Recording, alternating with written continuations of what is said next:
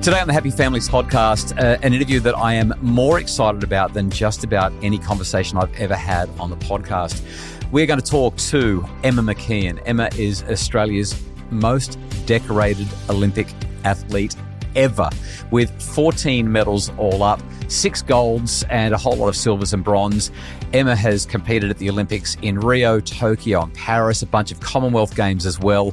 And she joins me today after retiring from Olympic and competitive swimming to talk about parenting, kids in sports more generally, and all things swimming and achievement goal-oriented. Emma, thank you so much for being with me on the Happy Families podcast. Thanks you for having me. You started swimming at a really young age. What kept you coming back to the pool when so many other kids were dropping out of sport? I mean, we know that there's a precipitous decline in kids staying in sport once they get into their teenage years, but you just kept going, even though you'd started young. What kept you coming back? I definitely still had a lot of friends in there, even though there were a lot of friends that were dropping out. And I would also stop and start a lot. I quit, wasn't enjoying it, putting too much pressure on myself, all of that kind of thing.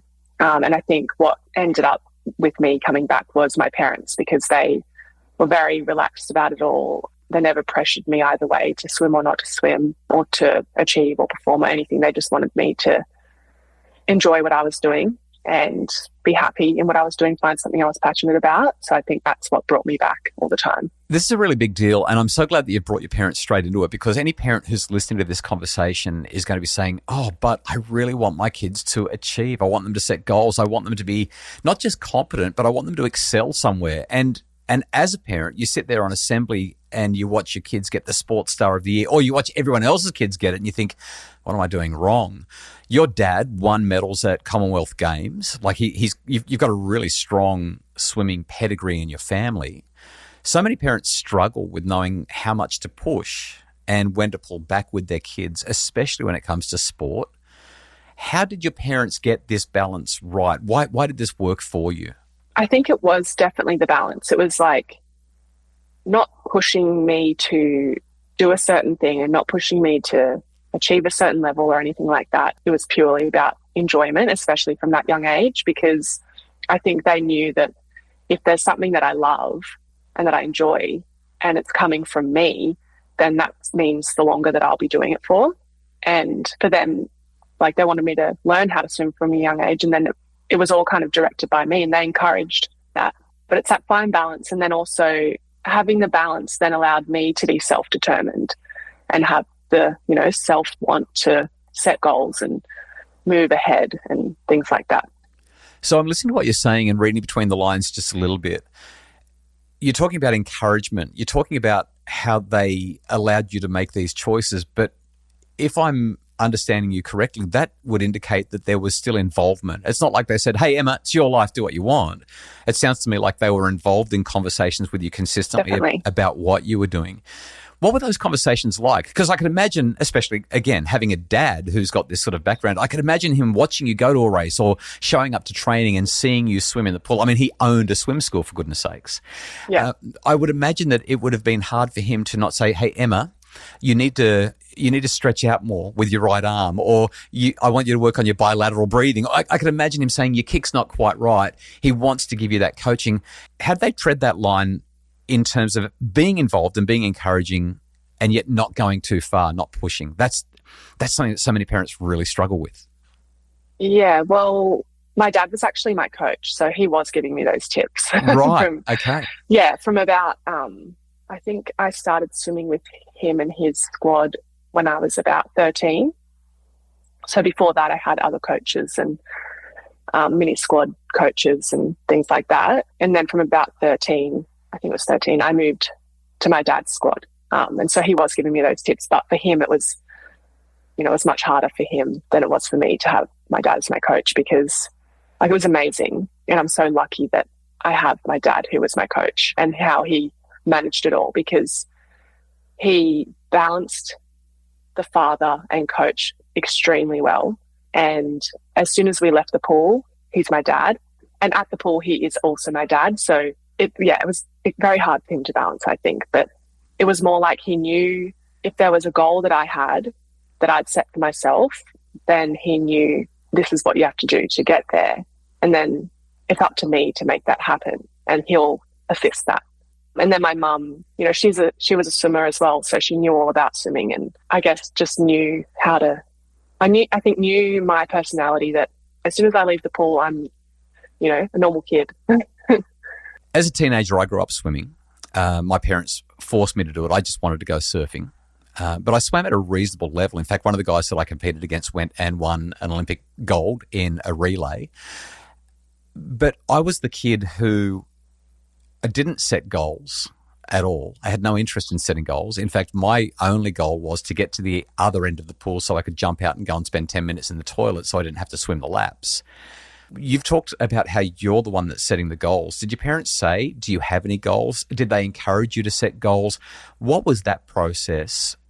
Because clearly, if you've got a vision that you're working towards, that's going to help you to be inspired to keep on pushing. So who was in charge of that goal setting, and how much were your parents involved in what you decided?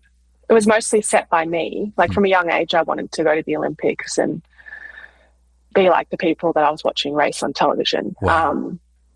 And so then me saying that, and my parents, I guess, hearing me say that, then they could just encourage what that was, what that goal was. And when you're young, like that's like the big dream. It's not really like a goal, whereas the goals are those shorter term type things, like I want to make this qualifying time to get to the state championships and things like that. And but yeah, it was mostly driven by me and then encouraged by them.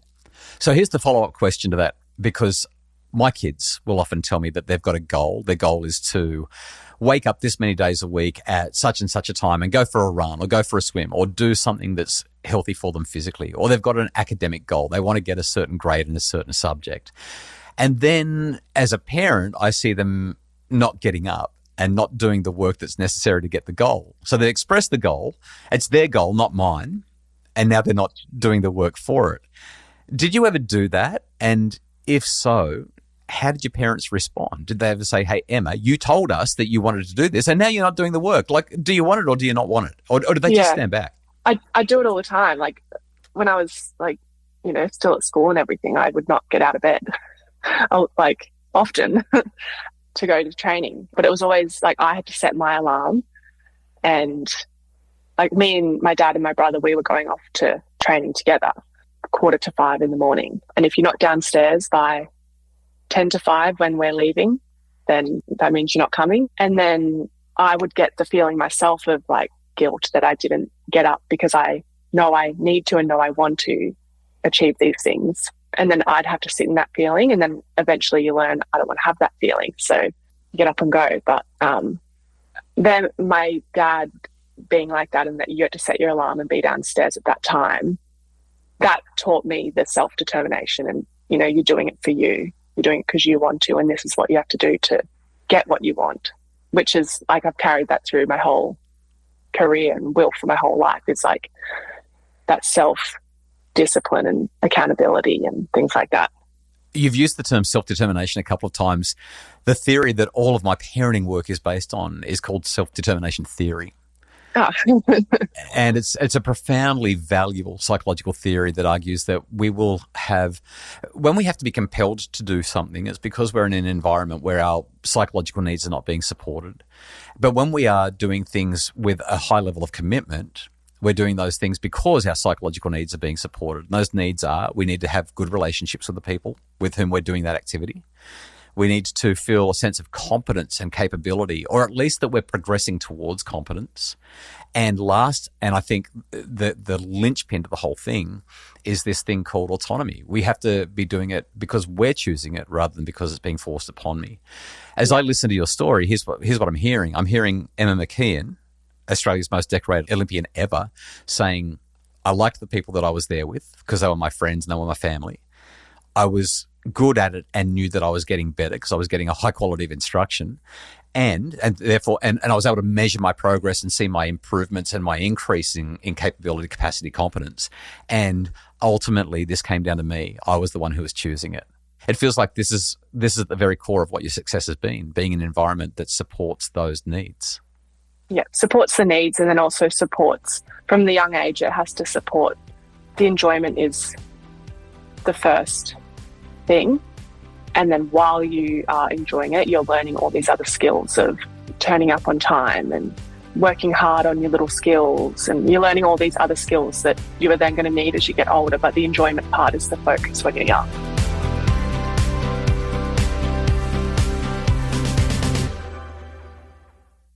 Emma, we often hear about the sacrifices that athletes make up and down the pool, staring at that black line hour after hour after hour, but we rarely hear about the joy. What were some of the most enjoyable aspects of your journey to Olympic glory that parents might want to create for their own children in sport?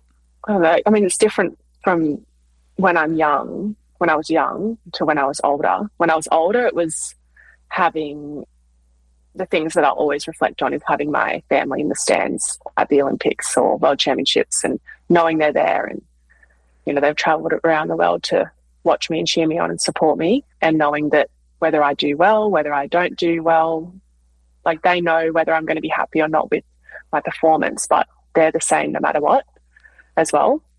So that's one of the fun and enjoyable and special parts. And then when I was young, the fun things are, it's the social part, like traveling around to different meets and things with my friends and playing handball and seeing what I can do once I got in for the race, but then got out and I'm, you know, being social and hanging out with my friends. Those three words, no matter what, are particularly meaningful to me. It's something that I emphasize a lot when I'm talking to parents. I just love that. But I also love, for that younger element, there's a recurring theme in this conversation. That is, my parents didn't push me. And when I wasn't swimming, I was just being a kid having fun with my friends. Like handball, you go to the meet so you can see everyone and play handball and, oh yeah, I've got to go and swim those races. That's the feeling that I'm getting from you. Definitely. Yeah. That's what brought me the enjoyment and kept me going when I was young. Emma, if you look back at your teenage years and you're swimming there, what would you wish for every young athlete from their coaches and parents? What do you wish that more coaches and parents understood about the children, the adolescents that they're coaching or encouraging to do well? I think it's from that really young age is not pushing kids too hard, and not in swimming or in other sports, but for swimming as the sport that I know, not making them do kilometres and kilometres of swimming and laps after laps. And I don't think that's healthy from a really young age. It's got to be the enjoyment. You've got to find the love for it, because that's what's going to keep you going for longer. It's got to be, like I was saying earlier, the enjoyment, and then teaching those small, that end up being quite big, skills of paying attention to the little details or turning up on time or working well with your teammates and that kind of thing. But the focus has got to be that enjoyment, because kids, well, for me, I know, I hated doing lap after lap after lap when I had to do it. And if I was doing Ks and Ks when I was young, I would not have made it through anywhere close to what I have. Wow. Your family, as we've already identified, has a really rich swimming heritage. How do you think that influenced your relationship with the sport? And was there ever a time where you just thought, no, I want to get away from swimming because this is what my family is known for and I don't want to do that? Like, was there ever any resistance for you? There was a little bit, but that kind of came from me. Like, I never felt any pressure because my family was in swimming or anything like that to do it. But different times, like, I guess I thought that I wanted to kind of get away from it a little bit during my teenage years and things. But I think I eventually realized, no, I do love this, and it's such a special thing to be able to do with my family. I love that you realized that. Yeah. Yeah, to me, that's the key. Okay, Emma, do you have the mental capacity for a lightning round? I've just had a coffee, so hopefully that helps. Oh, I'm so ready for this. You know the deal, a lightning round. First thing that comes into your mind, very short answers. I mean, if you need to elaborate, you can, but looking for the quick, instant response. Question number one. First thing you do when you wake up? Make a coffee. Even before a swim? Yeah. Most embarrassing pool deck moment? Maybe diving in and doing butterfly when I'm meant to do freestyle and then switching over. That would be embarrassing. I presume they disqualify you for that. Yeah. Yeah. If you weren't a swimmer, what sport would you have pursued? Surfing, I reckon. Do you shred? Not now. Never did actually, but I loved it when I was like around 15. Surfing is my sport. Oh, is it? Yeah, I love it. Absolutely love it. Emma McKeon, your favourite post-race meal? A burger and chips. Oh, so healthy. That's not what I was expecting at all. Most played song on your warm-up list? Some Beyonce. Weirdest superstition that you've adopted before a race? I don't have any superstitions. Weirdest superstition you've heard about, and you are welcome to name the athlete. I've heard about people not wanting to stand on a crack, like in the ground. Wow, because that's going to slow them down that much. Yeah. Amazing. What's a better feeling, breaking a world record or eating pizza after months of training? Breaking a world record, definitely. Very good. I'm glad you said that. What's the most unusual place that you've done a workout? Maybe a hotel room, or, I mean, during COVID, we were working out in all kinds of strange places. Yeah, I'd imagine. What's your go-to karaoke song? Maybe some ABBA. Most memorable goggle malfunction moment? Probably when you just dive in and they just come down to your neck. They just put some water. Does that happen often? I mean, there's that legendary story about Michael Phelps' goggles filling up with water, but he counted his strokes and still set a world record. Yeah. Is it a regular thing? I mean, I'm a swimmer, but I never have issues with my goggles. It can happen. It can happen, but before I will race or before I'll dive in, I'm pressing them so hard on my face to make sure it doesn't happen. I bet, yeah. Okay, yeah. This is kind of a tricky lightning round question, but I love to ask it. Welcome to take as long as you need to think it through. Best piece of advice that you've ever ignored? After Tokyo, I continued to race. I took a small break and then tried to keep racing again. And probably I needed to come home and not race because I was so mentally drained and burnt out, and I ignored that and stayed overseas racing. So the advice was take a breather, let your body recover, and you just said no. And I didn't do that. Yeah, interesting. Obviously retirement now, but when you were competing, what was the longest you would go without getting in a pool? After an Olympics, I'd often take about 3 to 4 months off. That's a much bigger gap than I expected. Yeah, so that's only once every 4 years or 5 years after Tokyo. Right. If you could instantly master any skill outside of swimming, what would that be? Singing. Huh. How do you Singing, go? Yeah. How do you go with that? I can't sing. Really? Yeah. So ABBA at karaoke is wonderfully Sounds entertaining. terrible. Wonderfully entertaining is the word. Yeah. Not terrible, just delightfully fun. Yeah. 2 questions to go. First gold medal or last gold medal? Which one meant more? The first one, because it's something I dreamt of since I was very little, like 5 years old.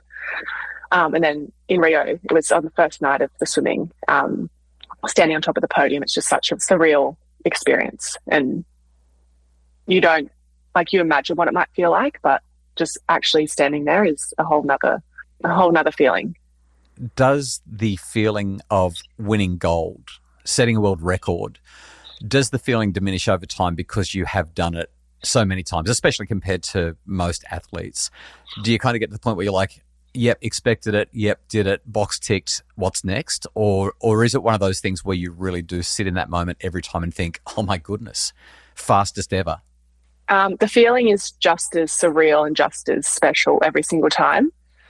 But I would say there's also that element of, okay, what's next? What more can I do? Which is part of being an athlete, or part of my experience as an athlete, always wanting to be better. So that was something I had to juggle, because you need to be able to sit in it and feel proud and all the good feelings. Let me ask you about your early swimming again, because most parents who are listening to this are going to have kids who are, 12 and younger or 14 and younger who are involved in sport, and quite often kids are having high levels of anxiety before they compete in a race, or before they go out and play a big game, or before they sit down and do an exam.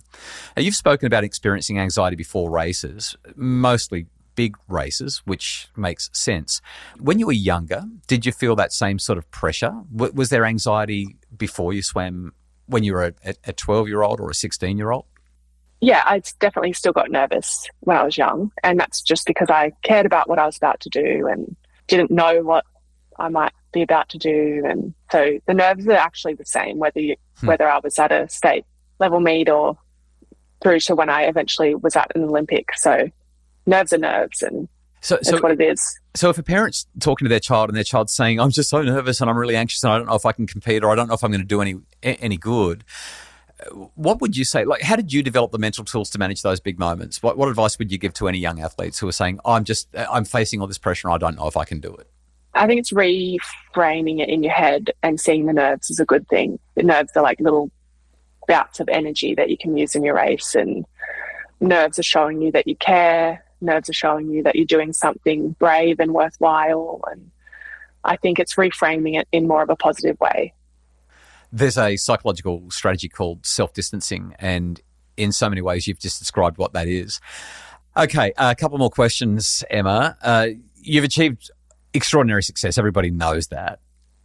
But what I'd like to know is what role failure played in your development. A huge amount. I think the failure is, and everyone says it, but it's really true, is the failure is what has taught me the most.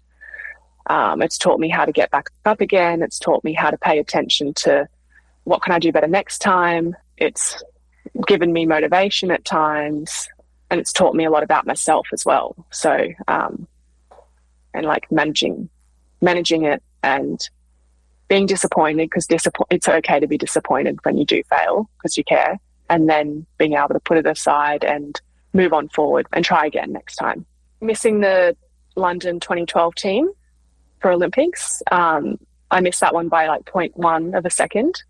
So that was definitely a big factor in my career, because I think had I made that team, the story would have been very different to what it is now. But I missed that team. I ended up stopping swimming. I didn't want to wait another 4 years to go to the Olympics, all of that kind of thing. And then eventually learnt some lessons I had to learn, and then came back into the sport. And, you know, I had to learn about that I had to pay more attention to the small things, and I had to be turning up every session. And like when I was there, I would always work hard, but I had to turn up more often. And then I had to also learn how to deal with the pressure I was putting on myself as well.